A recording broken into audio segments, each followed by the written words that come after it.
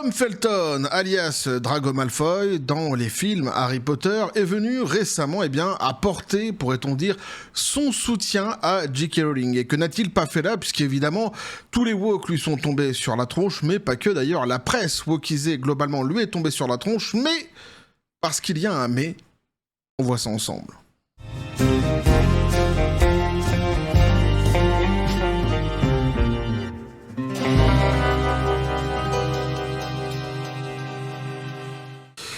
Et donc une fois de plus, on a un antagoniste des films Harry Potter qui vient apporter son soutien à J.K. Rowling. Enfin, son soutien. Petit café les copains.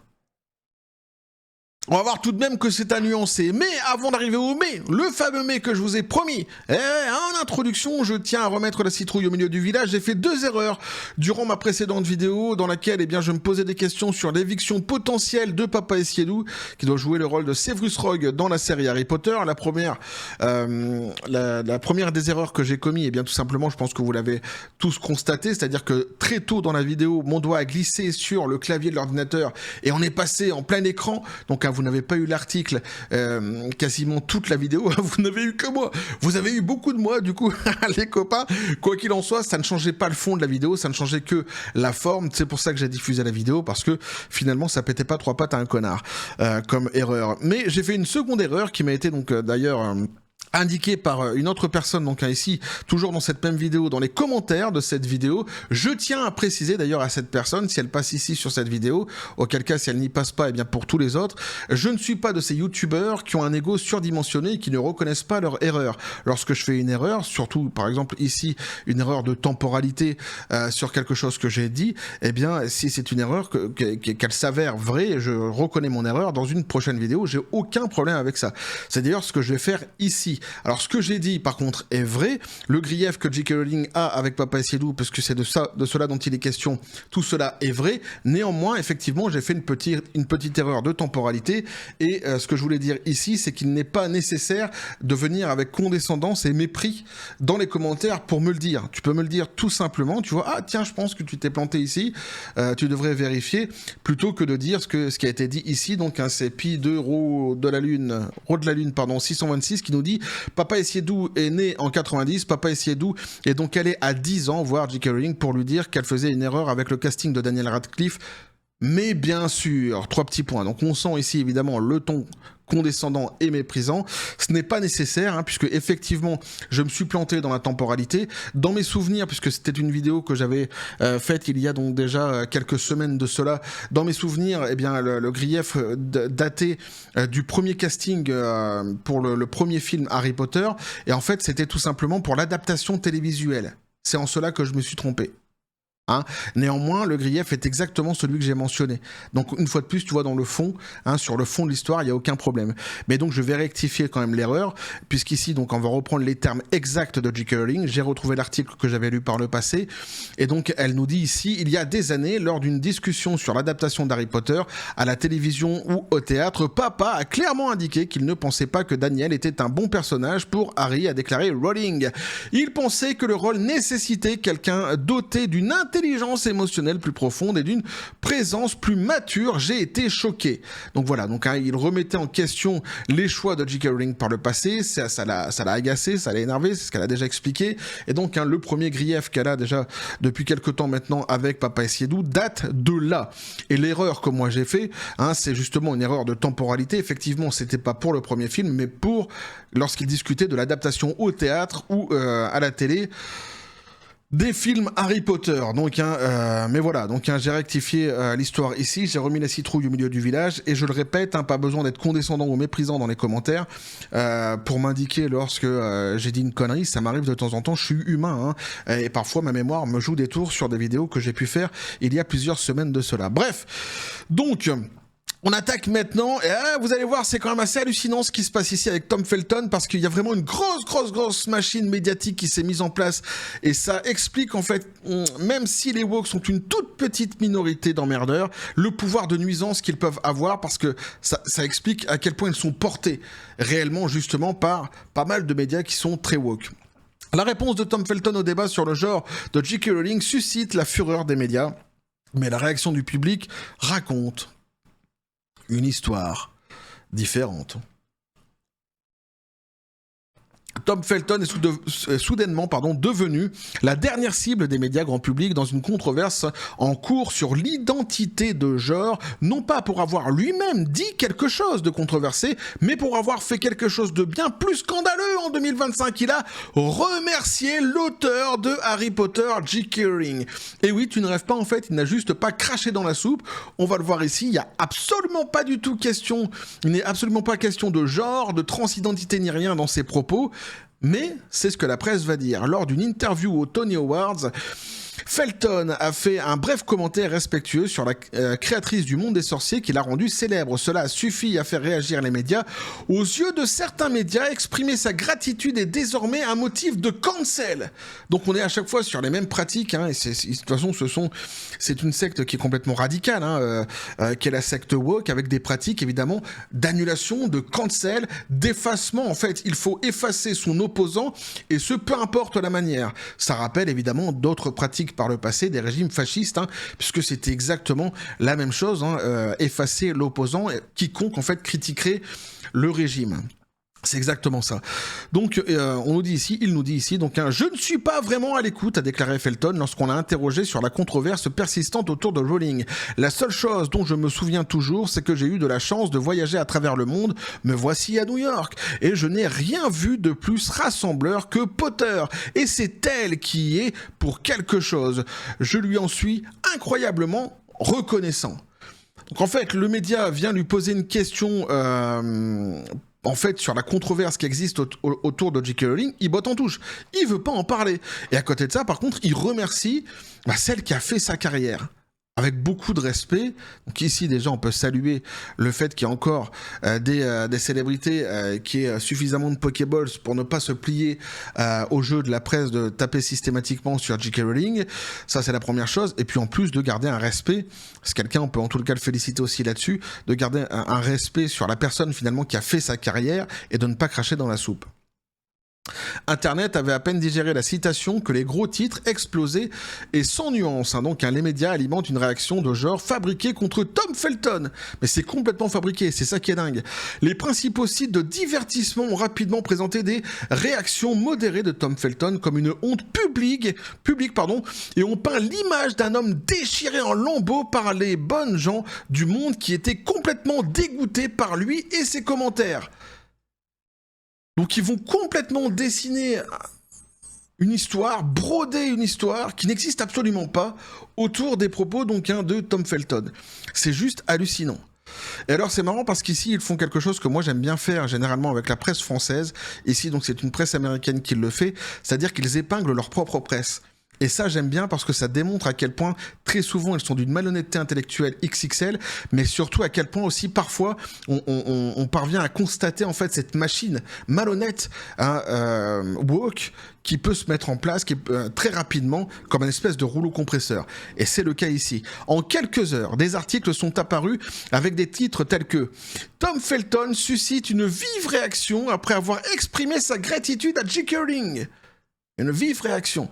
La star de Harry Potter, Tom Felton, fait face à une vive réaction de la part des Potterheads pour son admiration pour J.K. Rowling. Alors là, tu vois, une fois de plus, de la part des Potterheads, donc des fans d'Harry Potter, si tu préfères. Alors, il y a deux solutions. C'est où ils se disent que les seuls vrais fans d'Harry Potter sont les woke, ou alors ils se disent que l'intégralité des fans d'Harry Potter est woke.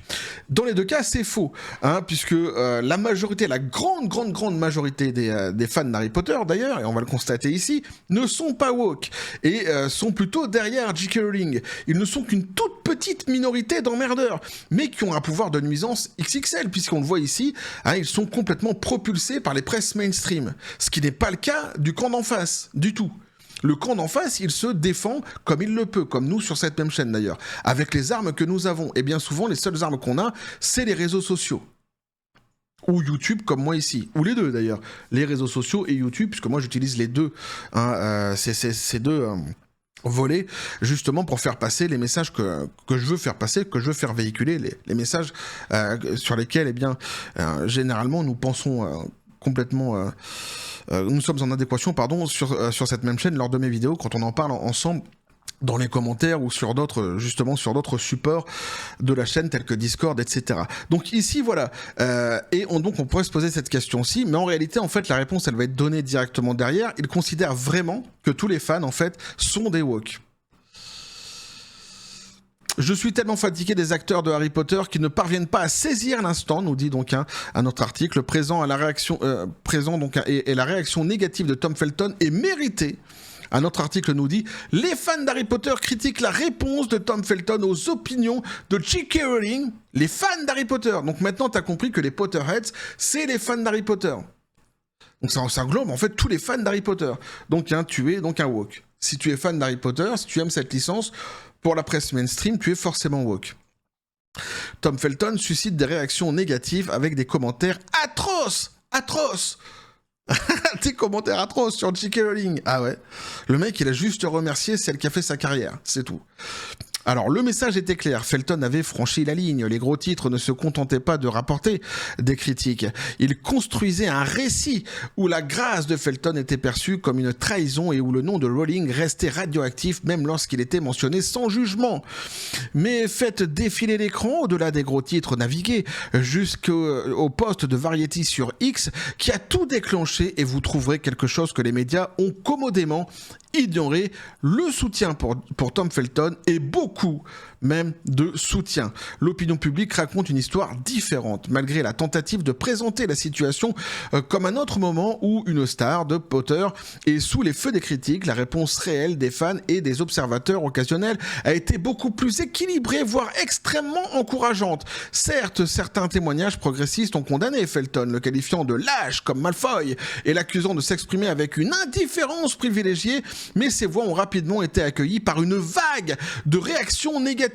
Donc en fait, si tu préfères, sous ce X de Variety, vous pouvez le constater vous-même si vous allez sur X, tu as une partie des gens effectivement qui sont venus et qui ont corroboré l'histoire. Ouais, c'est pas bien, nanani, J.K. Rowling, tu lui apportes son soutien, nanani, nanana. Et en fait, on se rend compte très vite que ce n'est qu'une toute petite minorité et qu'en fait, ces messages sont complètement noyés dans une masse de fans d'Harry Potter qui viennent saluer Tom Felton. Et notamment dans les messages, on a celui-ci d'une personne qui dit « Dieu merci, quelqu'un dans cette franchise a appris à ne pas mordre la main qui le nourrit. » Un autre a ajouté donc il s'avère que le méchant était le gentil après tout. Quelle réponse gracieuse et respectueuse. D'autres ont noté comment l'approche respectueuse de Felton contrastait avec celle d'anciennes costards comme Radcliffe ou Watson et Grint qui sont éloignés de Rowling au nom de la vertu sociale. Là j'ai presque envie de dire surtout Radcliffe et Watson qui dès lors qu'ils ont un micro devant la tronche se mettent à cracher sur Rowling. Ça c'est un truc de dingue quand même. La seule personne qui apprécie Rowling pour la vie qu'elle lui a pratiquement offerte, a publié une autre personne, c'est étrange que le méchant ait vécu assez longtemps pour devenir un héros. Donc vous l'aurez compris, généralement, c'est la grande majorité, ce sont des messages comme ça qui viennent soutenir en réalité Tom Felton, quoi. Et qui a noyé d'ailleurs tous les messages négatifs des woke très rapidement. Nick Dimondi a peut-être le mieux résumé la situation. Lui, il dit « La réponse la plus sensée à une question piège, évidente, posée par un journaliste malhonnête, bravo ». Et là, c'est quand même assez intéressant parce que je ne suis pas persuadé que Tom Felton ait vu en fait le Boomstatrap arriver. Je pense, en fait, on lui pose une question, je pense qu'il répond tout à fait sincèrement. En fait, c'est même bateau, quelque part. C'est même anodin. C'est quelqu'un qui vient remercier la personne qui a fait sa carrière. Enfin, voilà. En fait, ça tombe sous le sens, quelque part. Tu vois, c'est juste le respect qu'on doit à ceux, justement, qui t'ont fait, qui t'ont soutenu. Ici, carrément, quoi. C'est elle qui a fait sa carrière. C'est clair. S'il n'y avait pas eu le rôle de Drago Malfoy dans Harry Potter, ce type, on l'aurait jamais connu. Ou en tous les cas, peut-être qu'on l'aurait connu, mais ça aurait été sans doute beaucoup plus difficile pour lui. Ça, c'est certain. Donc, sa réponse, quelque part, tu vois, elle est assez attendue, j'ai presque envie de dire, dans un monde normal, ça pète pas trois pattes à un connard, quoi. Mais quoi qu'il en soit, c'est vrai que ça devient un boomstatrap. Ça devient un boomstatrap de la part des journalistes qui s'attendaient justement à ce que lui vienne cracher dans la soupe. Il le fait pas. Et à partir de là, ils vont broder une histoire complètement hallucinante autour de ces réponses. Donc finalement, Nick Dimondi, il a raison. Même si, franchement, je suis pas sûr que Felton ait vu le Boomstatrap arriver. Peut-être, me diras-tu. Alors, l'effusion d'approbation donc et de soutien envers Tom Felton et son refus de condamner la position de Rowling sur le genre continuent encore et encore tout au long du fil, allant à l'encontre du récit des médias grand public selon lequel l'auteur est un chien progressiste. Ouais.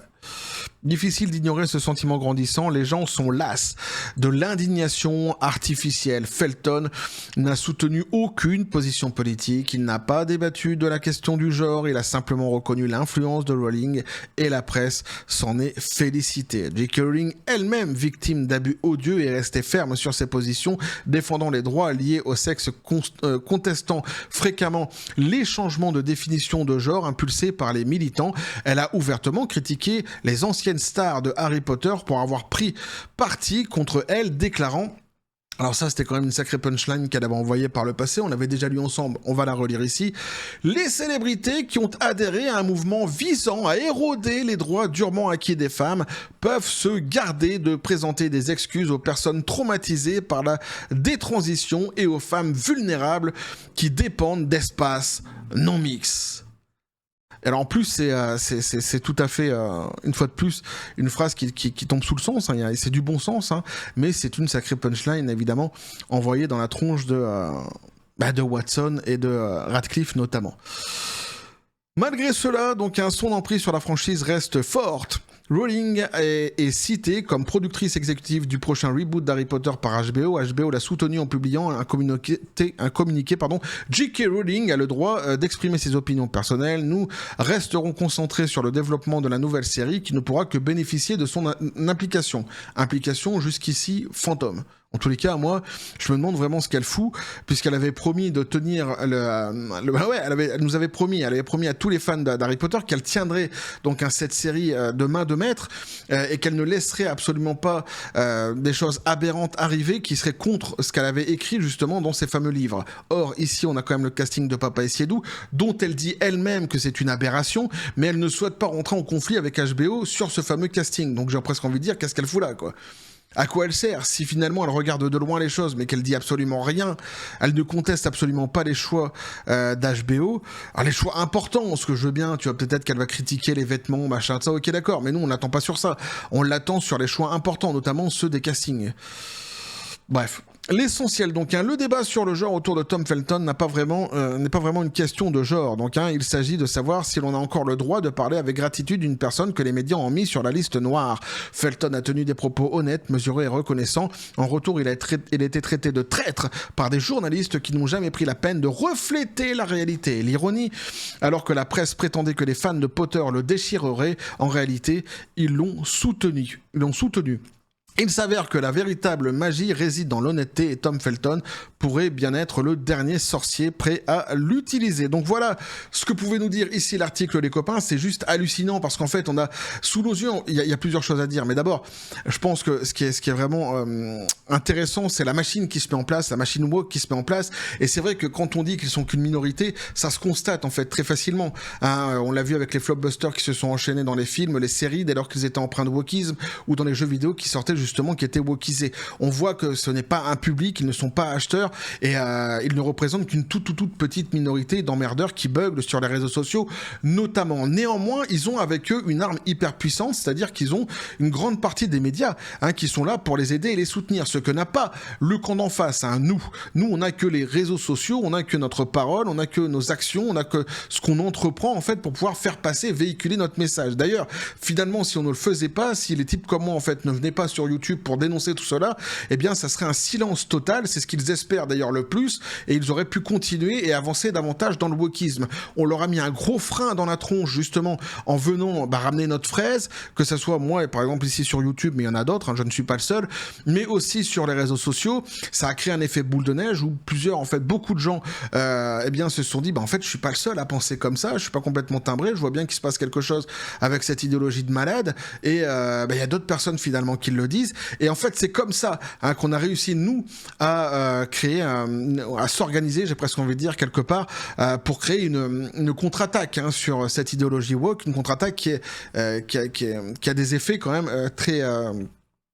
très puissant finalement, puisque c'est nous qui jugeons avec notre portefeuille de ce qu'on achète. Et c'est vrai que dès lors que les boycotts ont commencé sur les produits Ewok, ça s'est enchaîné en fait. Toutes ces productions se sont cassées la gueule comme des dominos, et il y a eu un gros coup de frein qui a été mis dans la tronche du wokisme, qui continue d'ailleurs avec les États-Unis, qui continue avec le gouvernement Trump de se battre justement contre cette idéologie, et fort heureusement. Mais ici, eux, eh bien, on constate leur puissance, hein, mais ce qui est bien, c'est que justement en fait ce travail de fond qu'on fait de venir à chaque fois discuter du côté woke de la force et dénoncer surtout tout ce qu'il y a de néfaste dans cette idéologie, eh bien ça paye réellement, ça paye pas uniquement d'ailleurs sur les boycotts, hein, mais ça paye davantage dans les mentalités, c'est-à-dire qu'on le voit ici en fait, et l'article le dit, les gens sont lassés des sobriquets qu'on leur prête, les gens sont lassés de cette histoire de il faut se taire, il faut laisser la bien-pensance, et puis si tu ne penses pas pareil, eh bien t'as uniquement le droit que de te taire. Les gens sont lassés en fait de tout ça. Ils sont lassés des mensonges qui sont véhiculés par les presses mainstream. Ils le disent de plus en plus, ils le constatent de plus en plus. Et tout ça, à mon avis, ça va plutôt dans le bon sens. Rétablir la vérité, évidemment, c'est toujours mieux que de courir en essayant justement de développer un mensonge. Et en général, la vérité court toujours plus vite de toute façon que le mensonge. Donc c'est plutôt bénéfique. Donc voilà ce qu'il en est. Une fois de plus, donc un antagoniste d'Harry Potter qui vient apporter son soutien quelque part à J.K. Rowling. On avait déjà vu par le passé Voldemort, etc. Donc qui avait même Hagrid, eh oui, qui avait donc apporté son soutien à J.K. Rowling. Cette fois-ci, c'est une fois de plus Tom Felton, parce que lui, c'est pas la première fois. Mais il ne fléchit pas, hein, il garde la tête haute, hein, preuve quand même de Pokéballs. Et je l'en félicite pour ça. Et évidemment, ça nous a permis de mettre en lumière toute cette hypocrisie et tous ces mensonges, hein, des presses mainstream et du wokisme globalement. Bref, n'hésitez pas à me dire ce que vous en pensez, les copains, dans les commentaires, à vous abonner si le contenu vous a plu, activer la petite cloche dans la petite cloche tout simplement pour les prochaines vidéos qui vont arriver, à partager donc la vidéo, à mettre des likes. Vous avez donc tous mes réseaux sociaux qui sont dans les descriptions des vidéos. N'hésitez pas à venir, à basculer sur ces mêmes réseaux sociaux qui m'aident justement à diffuser au plus grand nombre le message que je diffuse généralement sur cette chaîne. Si vous êtes d'accord avec les messages que je diffuse, eh bien n'hésitez pas à venir apporter du soutien à la chaîne en vous abonnant au X, à l'Instagram, au TikTok surtout de la chaîne, hein, et le Facebook aussi évidemment. C'est ce qui me permet de propulser la chaîne, de la mettre davantage en avant, qu'elle soit davantage visible et donc que nos messages soient davantage entendus. C'est aussi simple que ça. Quoi qu'il en soit, je vous dis comme toujours les copains, la John Spartan, paix et félicité, pistolet à poudre, c'est à toi. Qu'est-ce que tu penses de tout cela? Lui, il dit qu'il a toujours aimé Dragon Malfoy et qu'il voulait faire partie de Serpentard. Mais je suis assez d'accord avec lui. Moi, quand j'ai joué au jeu là, Hogwarts Legacy, je me suis évidemment fait un personnage de Poufsouffle, non. Serpentard, ouais, bah ouais. Bref, on va continuer à suivre tout cela sur cette même chaîne, toujours dans la joie et la bonne humeur, et que la force soit avec vous.